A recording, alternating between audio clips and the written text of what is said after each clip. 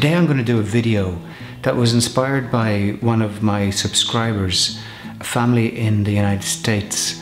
Some of the members of the family are coming off antidepressants and they wanted some advice and some information, maybe around herbs and nutrition. And I have 12 questions, and these 12 questions are a guide to my protocol in working with people before they come off antidepressants. Number one, you need to know what type of depression were you diagnosed with. Was it mild, moderate or severe depression?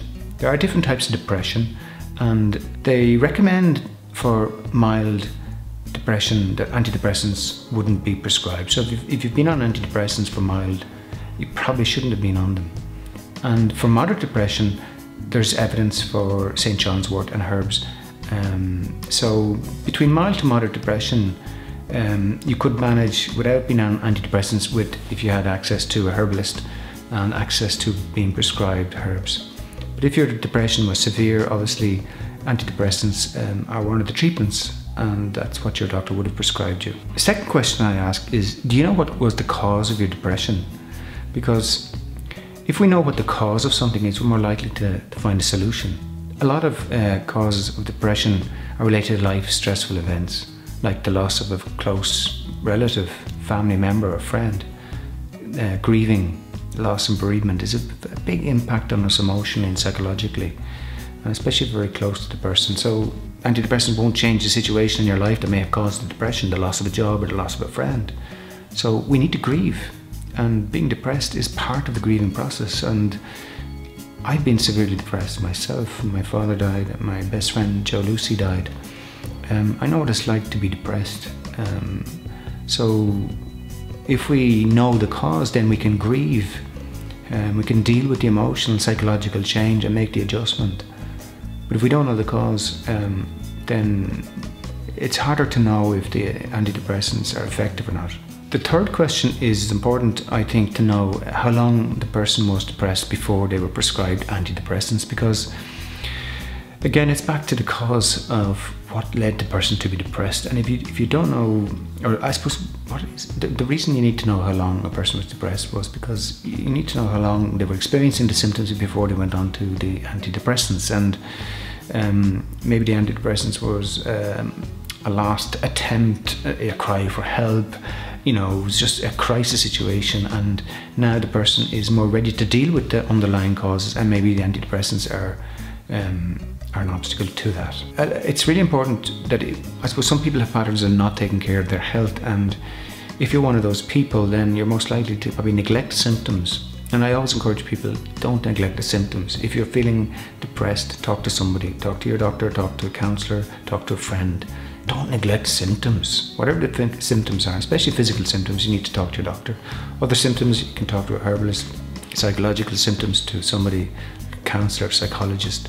So I always think the length of time a person was depressed before they were prescribed is important to give a perspective on how serious the problem is, how long it was neglected, and how effective was the treatment. The fourth question I like to look at is, were other treatments offered to you before you were prescribed antidepressants? Because there's evidence for talking therapies, counselling, psychological work being an effective way to treat depression.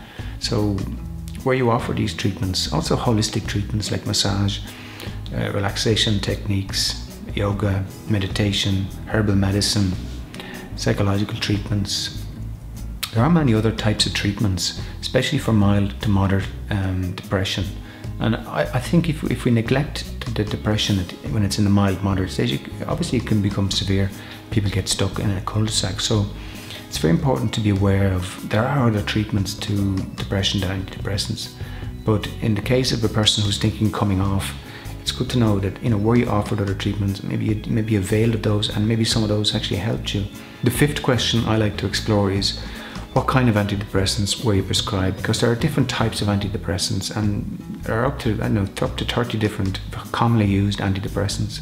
And depending on the type of antidepressant you're prescribed will depend on the symptoms that you have while you're on them, and the symptoms you have and the side effects when you're coming off them. So it's important for me to know what type of antidepressant were you prescribed.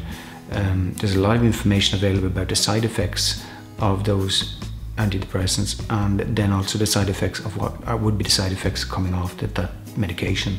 So it's important to know that information. Number 6 is how long have you been prescribed antidepressants? Because the longer you've been prescribed your antidepressants, the more the body is going to be chemically adjusted to that medication.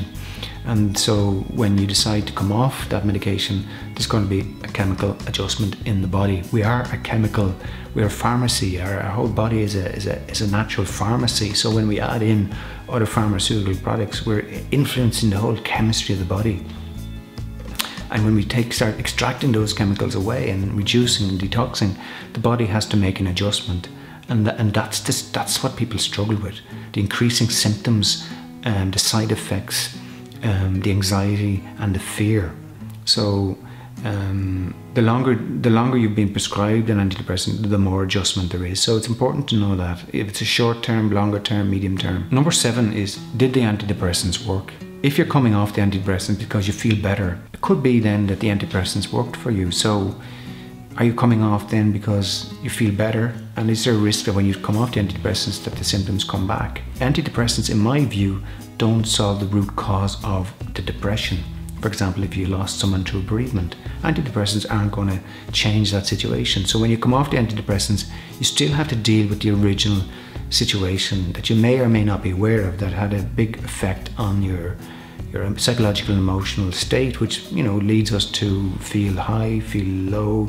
Some people decide to come off antidepressants because they don't feel that they're working for them, or the side effects become unbearable, or they just don't like the side effects, or they just want to try something different, or they held the person in a safe place for a period of time, but now it's time to explore coming off them, and that's a valid reason, and people should be supported when they come to that realization. Number 8, often what happens when people go for a treatment or a medical treatment for psychological issues, they often try other things because they're at that stage of motivation. So they go to the doctor and they get prescribed antidepressants, but they also try and make changes to their life. So they might take up exercise or change their diet or increase their intake of healthier food.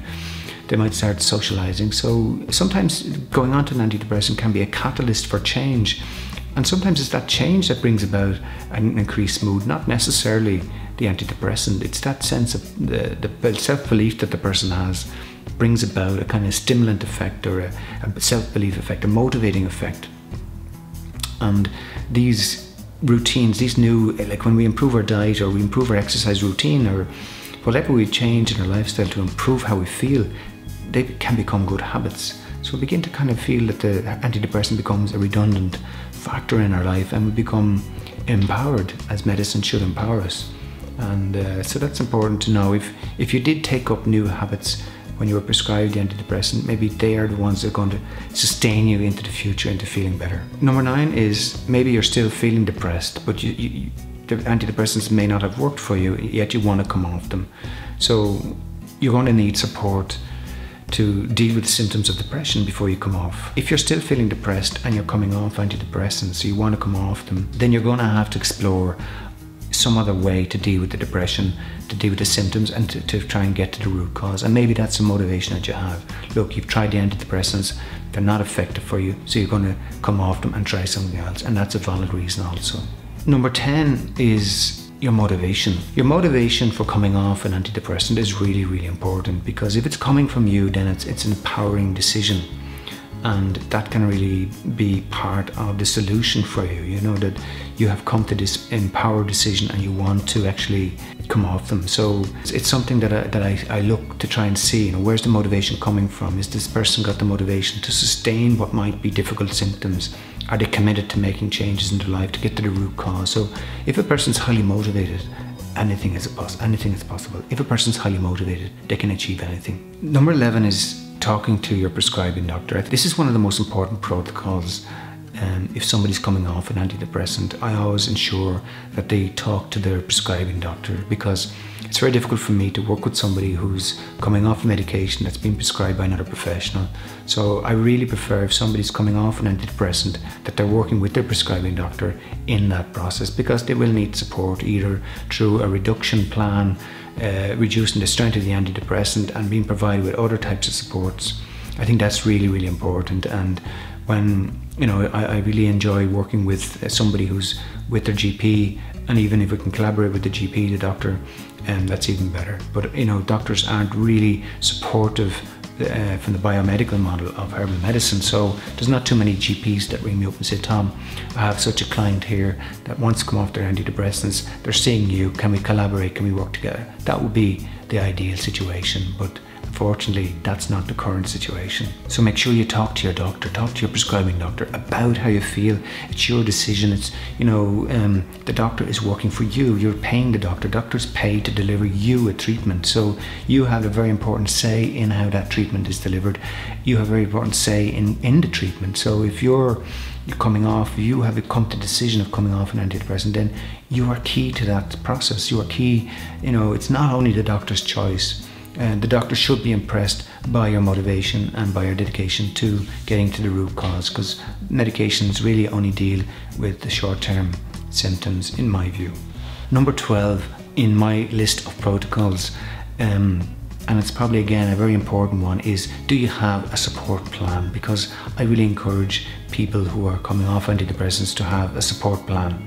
And part of that support plan would be to have social supports, because social isolation is a big factor in depression. So if you want to overcome depression, you need to have a strong network of social supports. Not a lot of people, but some key people, a key friend, a family member, somebody in your workplace or wherever you are, in a school or college, people that will give you a bit of support, psychological support, professional support. You need to have a strong psychological and social support network. Along with a plan, I would encourage people to have a nutrition plan, how to increase the nutrients that have been kind of taken out of the body through the use of medication. So the body may be lacking in nutrients, and a very good nutrition plan. I'm going to do some videos on this very soon. What are the nutrients that you need to be looking for when you're coming off antidepressants, and what are the sources of food that will help provide you with that nutrition? So along with nutrition, then I would also recommend exercise, movement. Just the simple thing as walking. Get out walking. You don't have to go running, you don't have to run the marathon. Simply start moving, exercise. Along with that, alternative treatments like massage, self-care, yoga, meditation, mindfulness. There's a lot of opportunities today to engage in a kind of more of a spiritual awakening, and that can be really nurturing for the psychological and emotional soul. Socializing doesn't mean to have to go to the pub. Get out there, enjoy life. There's lots of ways to enjoy life. Thank you for watching this video. I hope you've enjoyed it. Share it with anybody that you think might benefit. Give it a thumbs up if you can. Subscribe to this channel if you haven't subscribed. I'm going to be providing you more videos on help support people with psychological, emotional issues, physical issues, using master herbalist tradition. Empowering medicine is for you. Take care.